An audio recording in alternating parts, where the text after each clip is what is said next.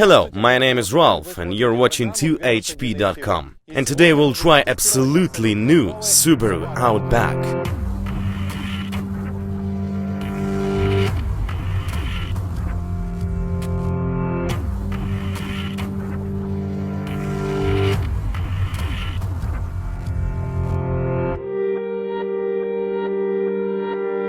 Outback looks different now, and I suspect that designers department at Subaru is renewed, and specialists there can even unite the drawn lines in a quite interesting shade picture.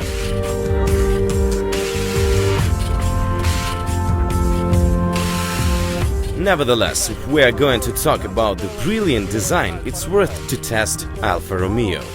To my mind, the benefits of Subaru, the size and functionality.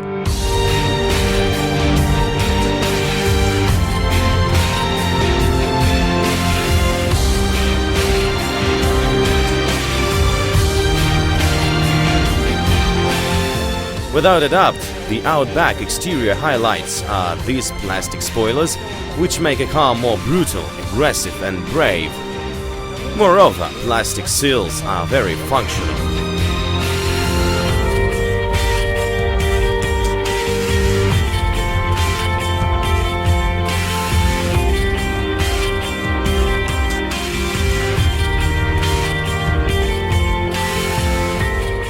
The main impression inside this Subaru Outback is a great deal of a free space. I guess in Middle Ages the whole camp of a small Japanese tower would feel comfortable here. Today 4 sumo wrestlers of 140 kilograms or 12 Thais or maybe 5 Ukrainians or 4.5 Americans. This is the confirmation of the model internationality. The interior looks nice, many insert elements of aluminum, wood, leather, plastic of a high quality. All this creates some kind of premiality. But if we'll try to analyze the interior architecture, some of the experts will confirm that it's laconic and functional. Others will insist on the absence of a common design idea. Indeed, for example, the interior of Mazda 6 is elegant and sophisticated. The interior of Honda, the same laconic like in Subaru. The multimedia system is nice, organized. A big color touchscreen monitor, everything works nice with enough quantity of options for 21st century driver. Also, start button, electric handbrake and electric trunk lift options are here.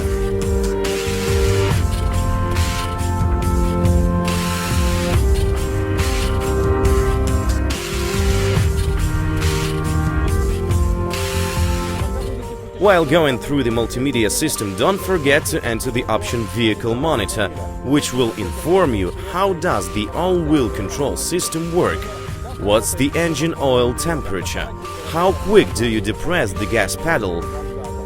It's not that important information, but looks nice.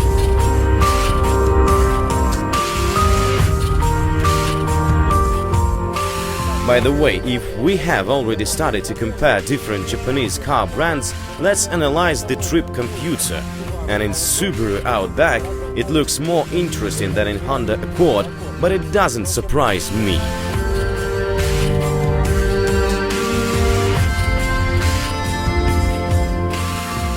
I've just moved at the back seats and already understood that I was wrong. Here we have space not just for 2, but for 3 sumo wrestlers, accompanied with 2 small geishas. Here you have space more than a great deal of tiled SUVs. This grade also proposes some comfort options for backseat passengers, an armrest, a seat heater, and even a back seat adjustment. 1, 2, more comfortable now.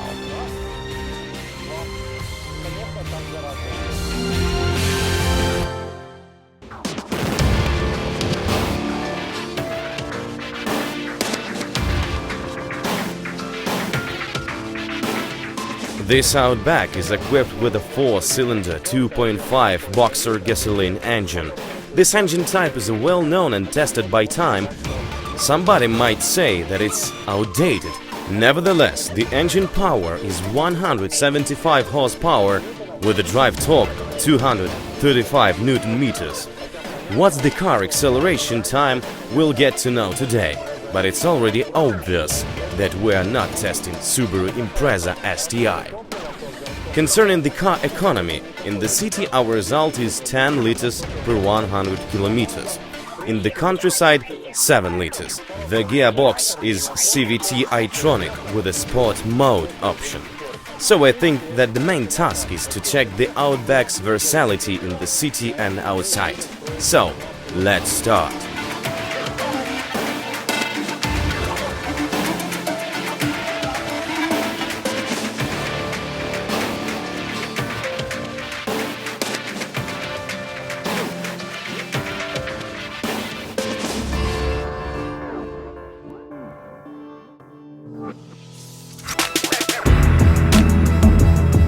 Due to a passport data, the acceleration time is 10.2 seconds, not the STI possibilities, because Outback has another tasks.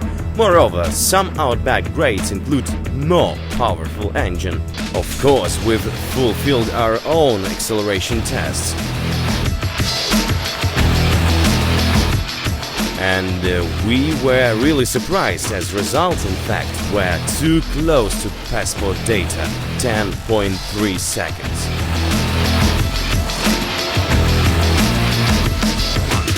Also, we've tested the braking dynamics at a speed of 60 km per hour.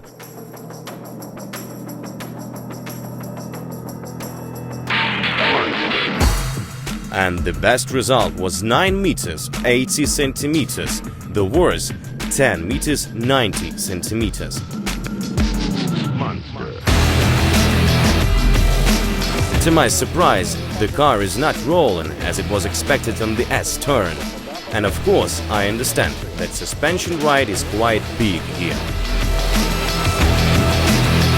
So the Outback passes the S-turn safely and quickly enough. Quickly enough means 12.2 seconds, and I was surprised again, as this result was better than the data of Toyota Camry and even Honda Accord, which are sedans, and one of them are willing to be some kind of sportive. So, very good result as for a family wagon vehicle, but with a four-wheel drive and a low center of gravity. We've tried the car in the L test, but unfortunately not in a full force. Nevertheless, it was interesting. It's pity, but we couldn't switch off fully the traction control system. However, the L test will fulfill.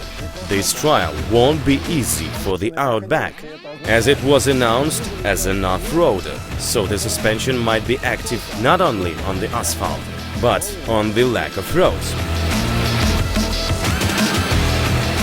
Now the speed is 70 km per hour. It's quite high speed for an L test, and if not the protection of a stability control, we would knock down all the road markers.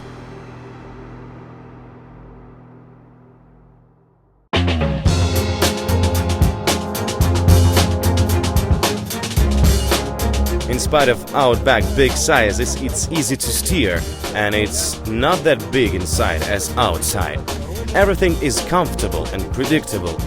Concerning the suspension, it's cranky a little bit, maybe the off-road will explain it to us. On the asphalt, the rolls are acceptable. It's comfortable to use this car in the city. I guess Subaru company would like Audi and Volvo to be competitors of the Outback. For now, with this Outback grade that we have in Ukraine, it's impossible.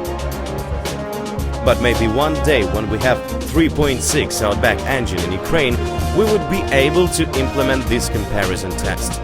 By the way, even now Subaru Outback is a nice alternative to Audi Allroad, for example, especially when you don't have money. The functionality and general characteristics are good enough, but the question is a practicality.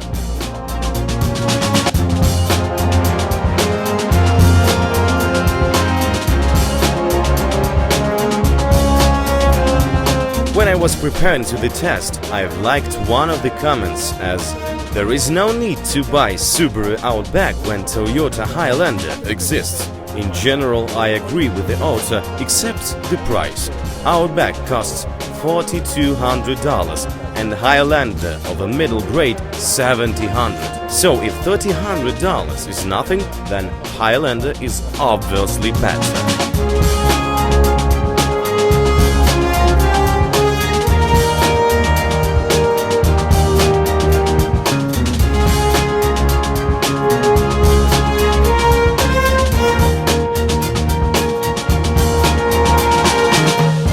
Subaru is indeed equipped with a nice all-wheel control system, but sometimes on the off-road it's not enough. That's why don't forget about the geometrical dimensions. Look at the Outback. It's already obvious that it needs more dimensions. From the first sight I've mentioned that overhangs are too big.